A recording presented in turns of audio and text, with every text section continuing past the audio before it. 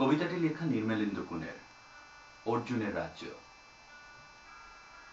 আমি কোনোদিন যুদ্ধ দেখিনি, শুনেছি বাবার মুখে। সেই কবে, বাবা যখন সবে বিবাহিত, আমি নবদম্পতির প্রেম, জননীর গভীর লজ্জায় চিহ্নহীন অচিন বালক।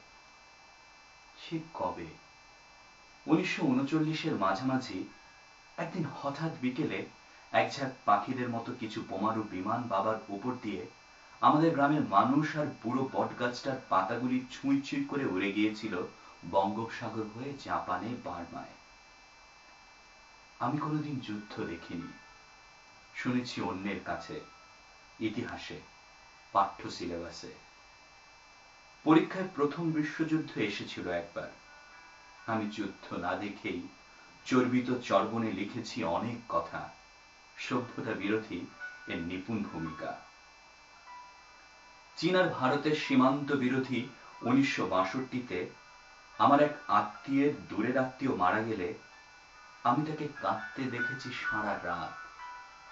যুদ্ধ নিহত তিনি তাই বুঝি বেশি করে কাঁদা, অথচ ব্লাড প্রেশারের রোগী কল্যাণের বাবা এমনিতে মারা গেলে আমরা কাউকে কিছু দোষ দিতে পারিনি তখন। কল্যাণ তো কেঁদেছে তখনও। 1965-তে আমার বড় আশঙ্কায় ছিলাম। বাবা আকাশের দিকে তাকিয়ে থাকতেন, তার চোখ কালো কালো বিমানের ছায়া উড়ে যেত, আর এক ছেলের যুদ্ধে সেনাবাহিনীতে, তাই ভয়। লাহোরের কাছে যখন ট্যাঙ্ক যুদ্ধ হয়, তখন ঢাকায় ছিল নিষ্প্রদীপ আলোর মহড়া। আমি কল্পনাকে